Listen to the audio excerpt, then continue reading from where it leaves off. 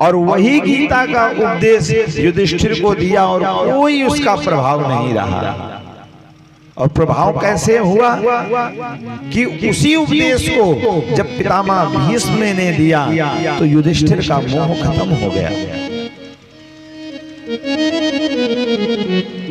क्योंकि जहां पर श्रद्धा का अभाव होगा वहां पर किसी के द्वारा कही गई बात का कोई मोल नहीं होगा।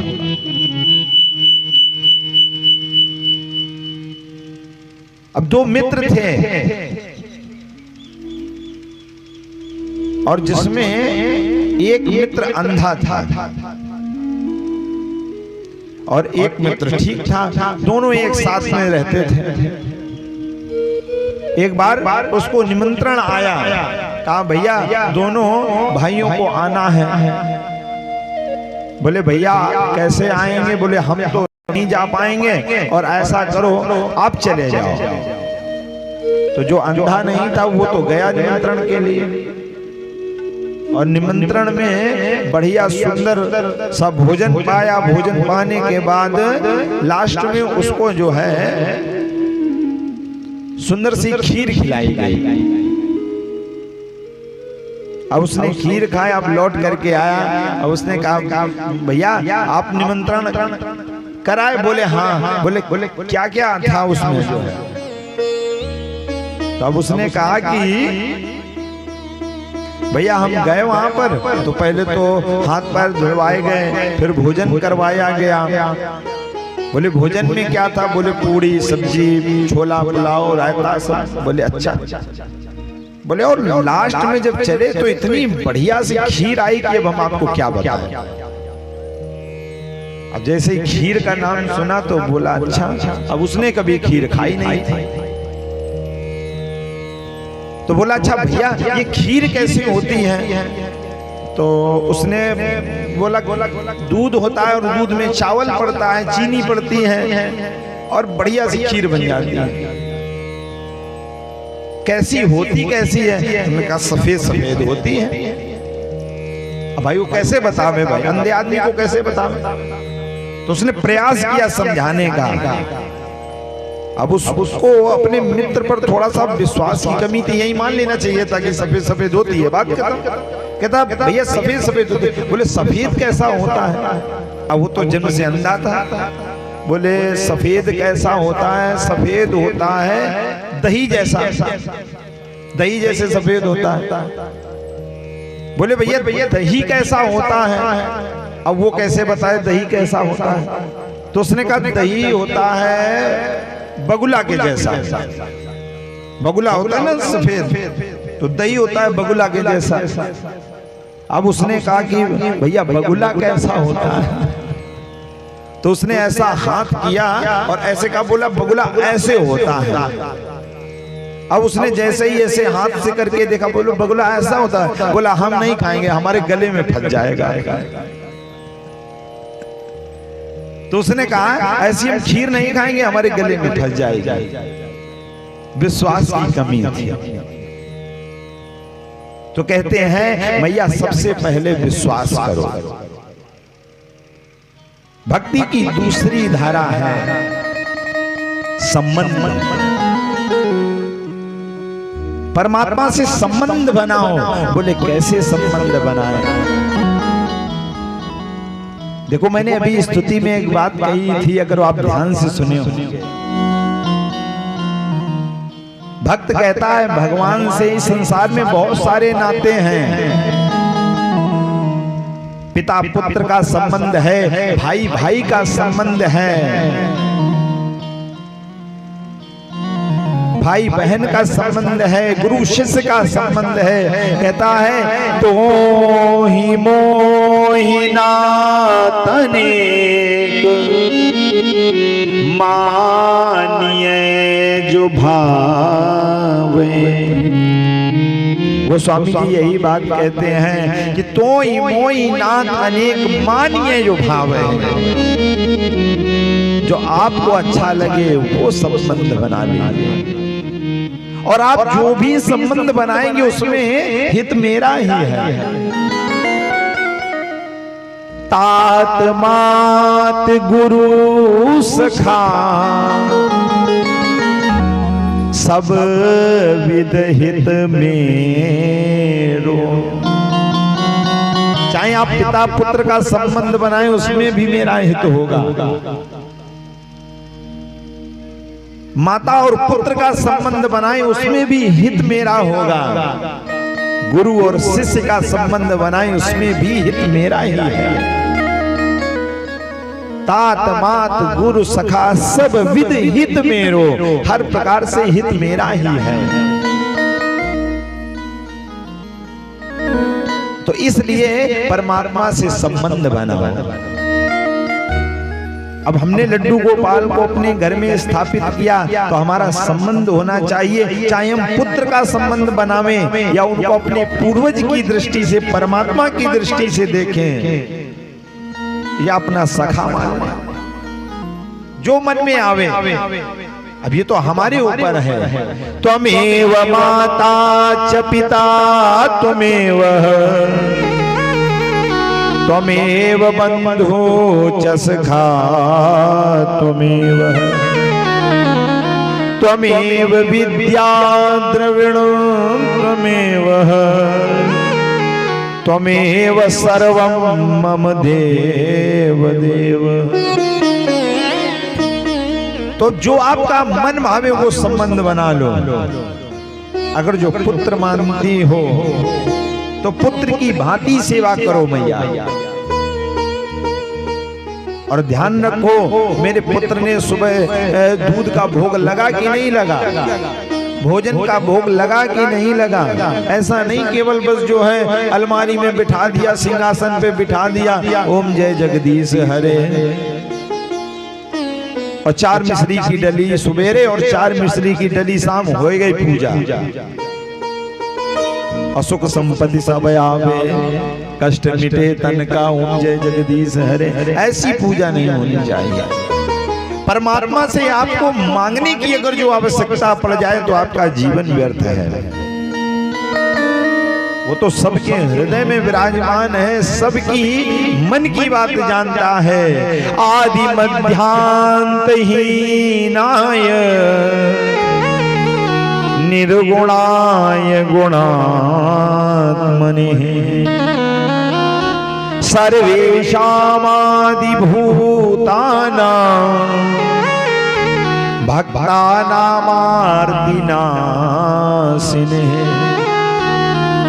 नारद जी ने परमात्मा से यही कहा कि आप तो सबके हृदय की मन की बात को जानते हैं, हमें कुछ कहने की आवश्यकता ही नहीं है। तो मैया परमात्मा से संबंध होना चाहिए हमारा। हाँ हाँ हाँ। भक्ति की तीसरी धारा है समर्पण। समर्पण होना चाहिए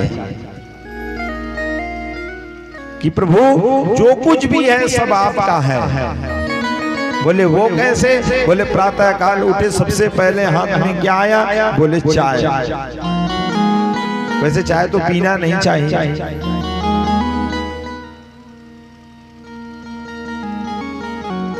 लेकिन अब युग का प्रभाव है। हमारे मामा जी बड़ी सुंदर बात कहते थे,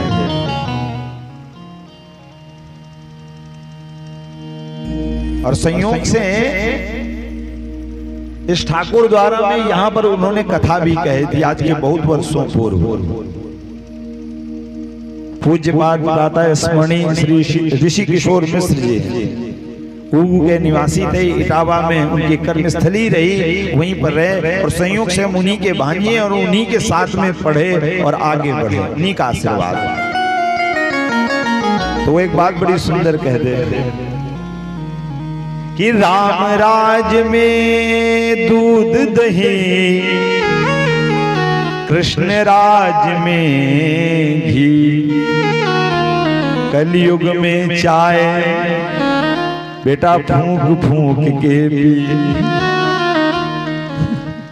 तो ये उनका वक्तव्य था, तो आज हमें स्मरण आ गया, और महापुरुषों का स्मरण करना चाहिए। तो वैसे चाय तो नहीं पीना चाहिए, लेकिन अगर जो हम चाय की जगह दूध का भी सेवन करें तो अच्छी बात है। अब ये दूध हमारे सामने आया तो सबसे पहले हमारे गोपाल जी को भोग लगना चाहिए। तुम खूब चाय पियो लेकिन हमारे गोपाल जी को दूध पिलाओ,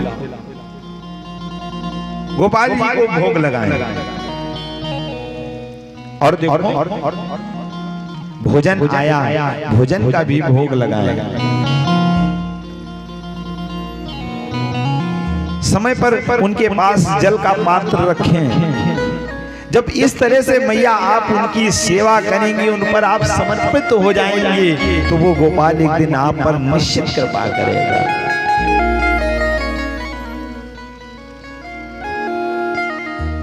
और यदि आपके पास इन व्यवस्थाओं का यदि अभाव हो तो अभाव के लिए भी बताया। भगवान की कथा सुनने का अभिप्राय यही कि इस कथा का हमारे जीवन से कितना संबंध है। अब कुछ लोग यहाँ ऐसे भी बैठे हैं जिन्होंने मन में विचार किया, देखो महाराज जी आपकी व्यवस्थाएं तो सब ठीक है, तो आप दूध का भी भोग लगाते हैं, रबड़ी का भी भोग लगाते हैं, लेकिन जिनकी व्यवस्थाओं का अभाव है वो क्या कर सकते हैं। मान लीजिए हमें कहीं बाहर ही जाना पड़ा तो कपिल भगवान कहते हैं मैया मानसिक चिंतन करो, और ऐसा चिंतन होना चाहिए जब आप मानसिक रूप से परमात्मा से जुड़ जाएंगे तो आपका कल्याण निश्चित है। बोले वो कैसे? बोले मानसिक पूजा करने से भी परमात्मा प्राप्त हो जाता है। बोले एक सेठ जी थे, बड़े कंजूस सेठ जी थे, और ऐसे वैसे नहीं थे, चमड़ी चली जाए मगर दमड़ी ना जाए। अब सेठ जी के मन में विचार आया, बोले क्या करें, बहुत दिन से कुछ किया नहीं है, तो बोले ना हो तो आज मंदिर देवालय में चले जाएं और बढ़िया सा जो है कुछ दान करा में जाकर। भाई ये तो बात सत्य है कि दान करने से, भगवान का भजन करने से शांति तो प्राप्ति होती है कि नहीं होती है? नहीं होती है। तो भजन करने से शांति प्राप्त होती है, दान करने से अच्छा लगता है। कभी कभी ये होता है, अनुभव किया होगा आपने, आप संत महात्माओं को भोजन करावे, आपको देखो कितना आनंद प्रतीत होता है। अब जिसने करवाया होगा उसको तो पता होगा। तो मन में विचार आया कि आज कुछ दान कराएं जाकर।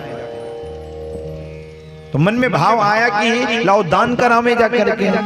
तो सेठ जी बड़े कंजूस थे, तो घर से निकले और एक बढ़िया 5 का नोट लिया, 5 का, 50 का है ये, 5 का जी, और ले करके अपनी जेब में डाला। और यहाँ से जैसे ही पहुंचे, सावन का महीना चल रहा था, मोटेश्वर बाबा के यहाँ बढ़िया लंबी लाइन लगी हुई थी। अब लाइन में लग गए, और लाइन में लगे और काफी देर खड़े रहे। तो सावन में तो बड़ी जबरदस्त गर्मी होती है, पसीना वाली, चिपचिपी वाली, तो पसीना भी बहुत निकले। तो फिर क्या किया, बार बार हाथ जेब पर जाए, तो उसी जेब में हाथ डाला और ऐसे नोट को पकड़ लिया जोर से, कैसा नो कहीं भीड़ भाड़ है इधर उधर हो जाए। अब भगवान के पास जैसे ही पहुंचे, तो जैसे ही पहुंचे भगवान को प्रणाम किया, बड़ा अच्छा लगा, और ऐसे नोट निकाला, बोले दान करें, और देखा तो नोट पूरा भीग चुका था। तो देखा, कहते हैं मित्र तुम मुझसे बिछड़ने के लिए तुम रो रहे हो, अच्छा आप कोई बात नहीं, हम तुमको अपने से दूर नहीं जाने देंगे। ऐसे लिया, फिर जेब में डाल दिया। भगवान के दर्शन करें, प्रणाम किया, बोले जय हो भोलेनाथ, जल्दी कृपा करियो, फिर आएंगे। भगवान ने कहा तुम्हारा कल्याण हो बेटा। चले आए प्रणाम करके, थोड़ा सा मन को शांति तो मिली क्योंकि परमात्मा का दर्शन हुआ, लेकिन एक मन में क्षोभ भी था। बोले रुपया नहीं चढ़ाया, बोले करें क्या? तो जैसे ही आगे बढ़े तैसे देखा कि वल्लभाचार्य जी चले आ रहे हैं। एकदम चरणों में लेट गया, बोले नमो ब्रह्मण्य देवाय गो ब्राह्मण हिताय च जगद्धिताय कृष्णाय गोविंदाय नमो नमः।